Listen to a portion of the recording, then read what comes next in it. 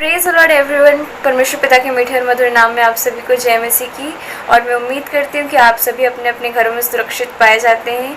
मेरे प्रिय परमेश्वर का धन्यवाद हो इस एक और सुंदर अवसर के लिए जो उन्होंने हमें दिया कि हम एक साथ संगति कर पाते हैं। और इससे पहले कि हम आज के इस नए सेशन को स्टार्ट करें, आइए सबसे पहले हम प्रार्थना में जाएंगे। हे परमपिता परमेश्वर, हम आपके समय पाते हैं, धन्यवाद देते हैं खुदावंद इस सुंदर समय के लिए जो आपने हमें दिया पिता। आज जबकि एक नए सेशन में परमेश्वर पिता हम आपके वचनों से बातों को सीखने जाने वाले हैं। प्रभु, आप हमें अपनी बुद्धि ज्ञान को दीजिए परमेश्वर पिता।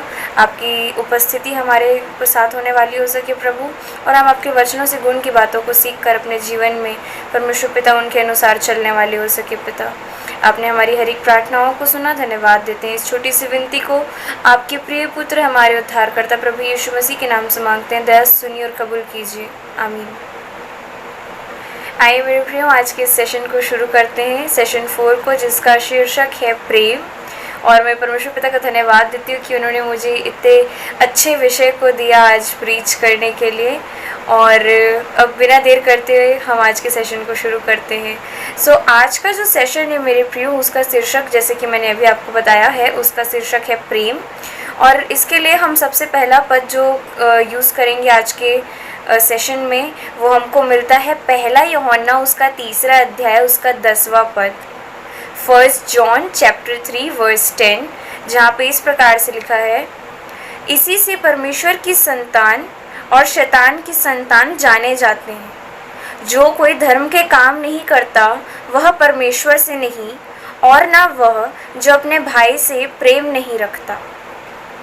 मेरे प्रियो, हमें अपने भाई से प्रेम रखना है, हमें एक दूसरे से प्रेम रखना है, क्योंकि यहाँ पे वचन हमको बताता है कि जो कोई धर्म के काम नहीं करता वह परमेश्वर से नहीं, और ना वह जो अपने भाई से प्रेम नहीं रखता।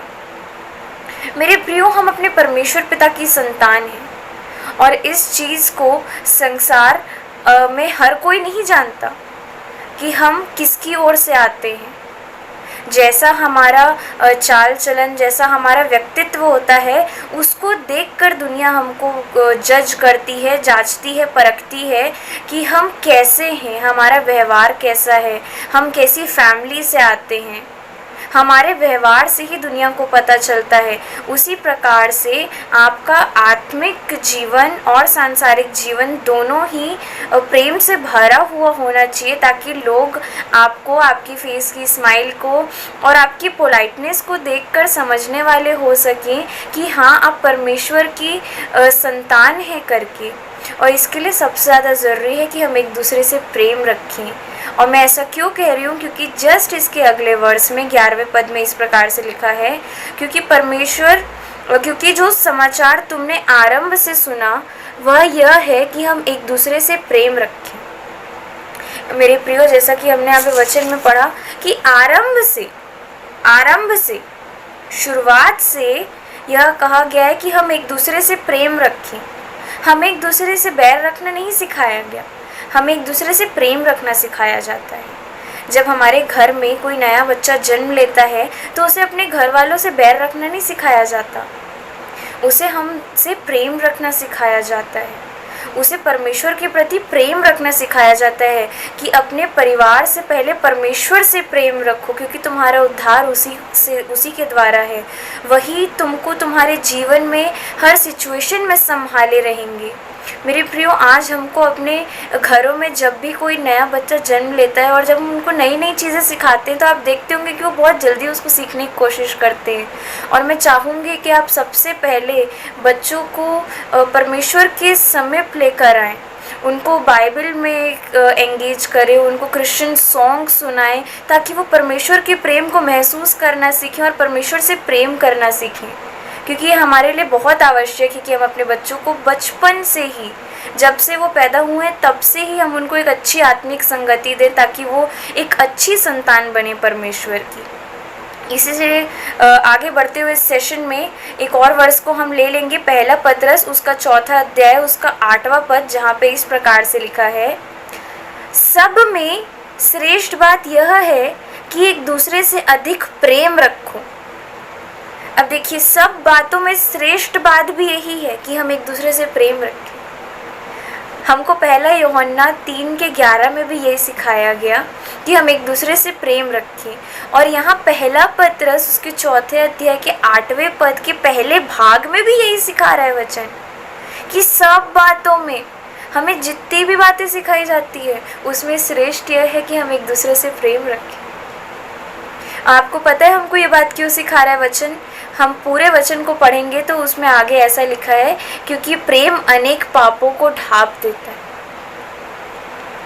कितना अच्छा वचन है ना ये परमेश्वर का, जो हमको एक दूसरे से प्रेम करना सिखा रहा है, जो हमको एक दूसरे को प्रेम करके एक दूसरे के पापों को ढाँपना और क्षमा करना सिखा रहा है।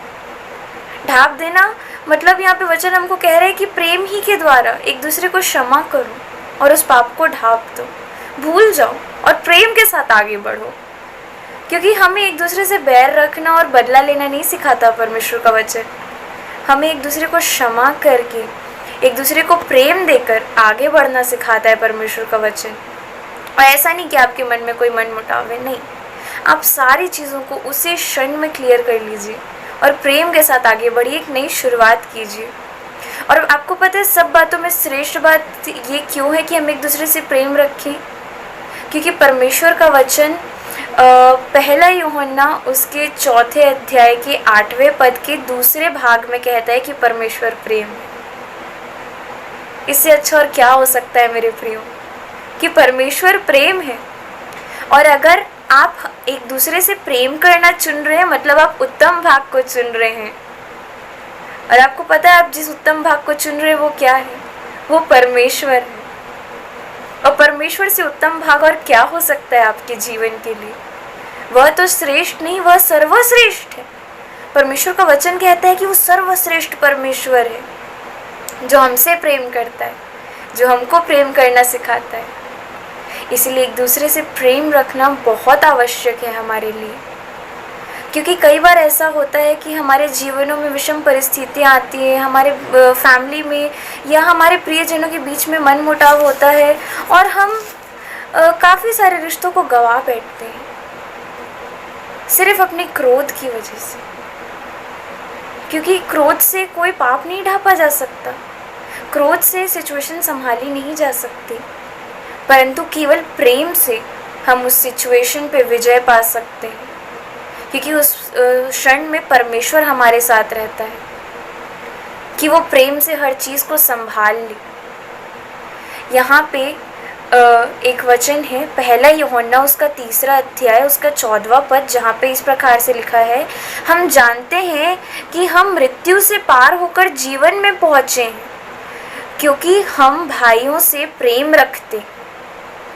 अब देखिए यहाँ पे वचन कह रहा है कि हम जानते हैं कि हम मृत्यु से पार होकर जीवन में पहुँचे हैं, अर्थात अनंत जीवन में पहुँचे हैं। परंतु कैसे? क्योंकि हम भाइयों से प्रेम रखते। आज अगर हम अनंत जीवन को पाने की इच्छा रखते हैं मेरे प्रियो, तो हमें एक दूसरे से, अपने भाइयों बहनों से, चाहे वो कितने भी गलत कामों में क्यों ना हो, प्रेम रखना ज़रूरी है। क्योंकि हम प्रेम के ही द्वारा उन्हें उस क्या बोलते हैं, गलत कामों के दलदल से बाहर निकाल के ला सकते हैं, ताकि उनका जीवन संवर जाए परमेश्वर की दया से, परमेश्वर के प्रेम से। इसीलिए एक दूसरे से प्रेम रखना बहुत ज़रूरी है मेरे प्रियो। क्योंकि अगर हम एक दूसरे से प्रेम नहीं रखते हैं तो यही 14वें पद के दूसरे भाग में लिखा है, जो प्रेम नहीं रखता वह मृत्यु की दशा में रहता है।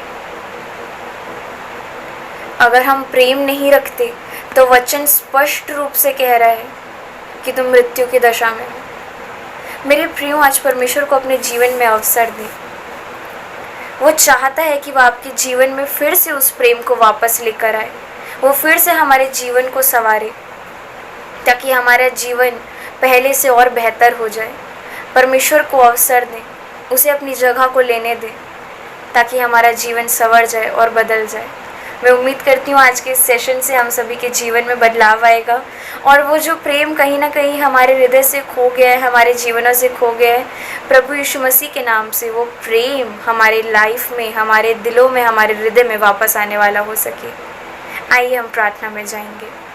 हे परमपिता परमेश्वर, हम आपके समय पाते हैं, धन्यवाद देते हैं खुदावन इस सुंदर समय के लिए, इस पल के लिए, इस सेशन के लिए धन्यवाद देती हूँ जो आपने हमें दिया परमेश्वर पिता। आपके वचन से हमने जितनी बातों को सीखा परमेश्वर, हर बात को हम अपने हृदय पे रख छोड़ें पिता, ताकि तेरे विरुद्ध पाप ना करें प्रभु, और इनसे सीखने वाले हो सकें पिता। चाहे जितनी भी विषम परिस्थितियाँ क्यों ना हो परमेश्वर पिता, हम एक दूसरे से प्रेम रख कर एक दूसरे को परमेश्वर पिता तेरे वचन की ओर परमेश्वर पिता लाने वाले हो सके। ऐसा कोई भी ना हो पिता जो तेरे वचन से या तेरे प्रेम से वंचित रह जाए पिता।